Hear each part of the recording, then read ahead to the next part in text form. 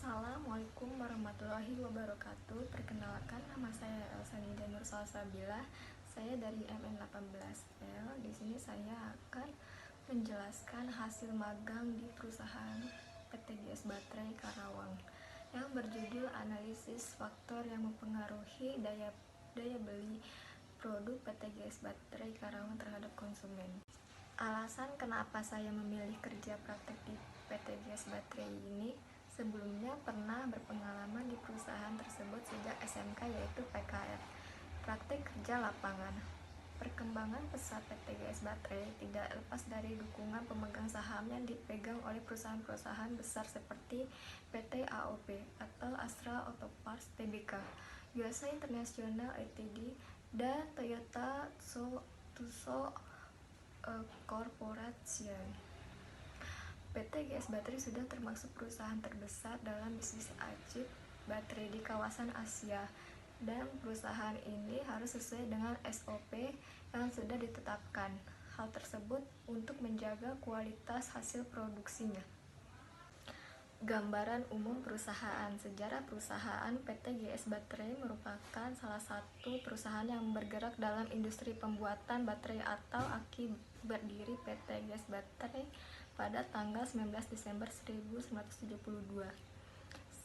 GS itu singkatan dari Ginza Shimatsu.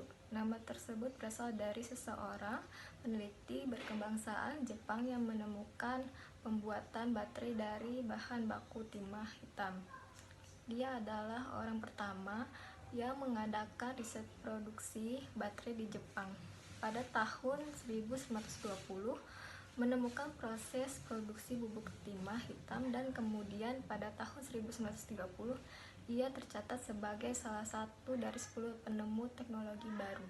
Di sini ada dua perusahaan, yang pertama Karawang Plant dan Semarang Plant.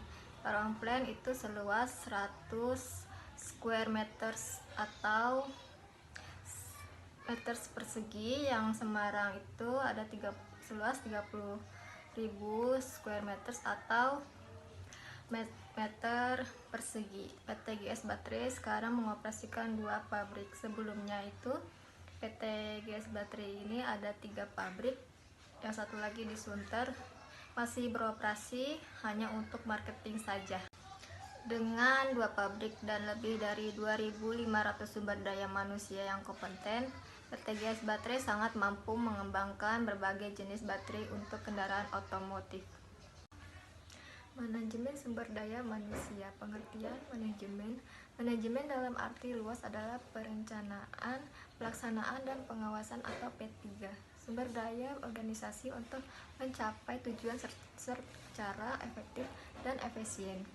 Manajemen adalah ilmu dan seni mengatur proses pemanfaatan sumber daya manusia dan sumber lainnya secara efektif dan efisien untuk mencapai suatu tujuan tertentu. Menurut definisi di atas, penulis menyimpulkan bahwa manajemen adalah satu ilmu seni dan proses kegiatan yang dilakukan dalam upaya mencapai tujuan bersama dengan mengelola sumber daya manusia dan sumber daya lainnya secara optimal melalui kerjasama antara anggota organisasi. Tujuan kerja praktek. Tujuan dari KP yang dilakukan oleh mahasiswa adalah membangun siswa yang siap dalam menghadapi permasalahan dan tantangan dunia usaha atau kerja, serta memiliki kemampuan dalam menganalisis permasalahan dalam lingkup teknologi. Yang kedua, mendapatkan pengetahuan dan pengalaman sesuai dengan disiplin ilmu di lingkungan kerja sebenarnya, sehingga mampu memberikan umpan balik berupa perkembangan keilmuan di dalamnya. Yang ketiga, mendapatkan data-data yang dapat diangkat menjadi masalah untuk disusun dalam proposal tugas akhir. Pelaksanaan kerja praktek. Tujuan kerja praktek yaitu saya mengupdate data dan menghitung kurs jual beli. Apa sih kurs jual beli itu? Penukaran uang asing dengan rupiah ataupun sebaliknya di bank ataupun money changer. Kurs merupakan harga atau nilai mata uang suatu negara yang diukur dengan mata uang luar negeri ketika berbelanja atau membeli barang di luar negeri. Besarnya nilai tukar diserahkan pada mekanisme pasar. Tinggi dan rendahnya mata uang ditentukan oleh tingkat peminatan dan penawaran mata uang itu sendiri. Tugas pendukung yaitu ada dua, zap kode, yang kedua data harga oke. Zap kode mengupdate data mencari kode pos di seluruh kota dan di setiap provinsi. Yang kedua, data harga oke memindahkan harga baterai sekarang tahun 2021 untuk harga terbaru 3 bulan ke depan. Jadi ini untuk data harga oke tidak ada contohnya dikarenakan itu privasi perusahaan itu untuk harga terbarunya. Permasalahan di perusahaan ini, perusahaan PT GS Baterai tersebut terkadang naik dan turunnya kurs jual beli setiap bulannya. Jadi bisa saja tidak ada kestabilan untuk bagian harga, sehingga ini bakal jadi permasalahan daya beli terhadap perusahaan. Solusinya, perusahaan ini harus banyak-banyak promosi terhadap produk yang dijual, serta harus memberikan pelayanan yang terbaik oleh customer tersebut bisa tertarik dengan produk baterai ini. Melakukan pengelolaan keuangan yang baik bisa membantu perusahaan dalam merespon pergerakan kurs yang terjadi, sehingga setiap kerugian yang disebabkan karena perubahan kurs pun bisa dihindari. Kesimpulan di perusahaan di PT GS Baterai ini banyak sekali pengalaman dan pembelajaran yang penulis dapatkan.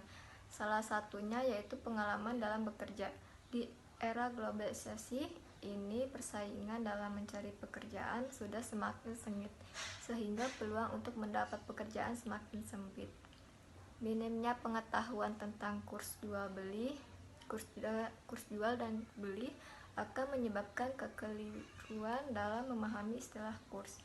Untuk itu, khusus perusahaan yang aktif dalam kegiatan ekspor dan impor, melakukan pengelolaan keuangan yang baik bisa membantu perusahaan dalam merespon pergerakan kurs yang terjadi, sehingga setiap kerugian yang disebabkan karena perubahan kurs pun bisa dihindari. Sarannya, perusahaan perlu meningkatkan motivasi kerja para mahasiswa kerja praktik sehingga dapat meningkatkan kualitas kerja. Pembimbing perlu meningkatkan kerjasama dengan mahasiswa dan mengarahkan mahasiswa agar dapat melaksanakan tugasnya dengan baik.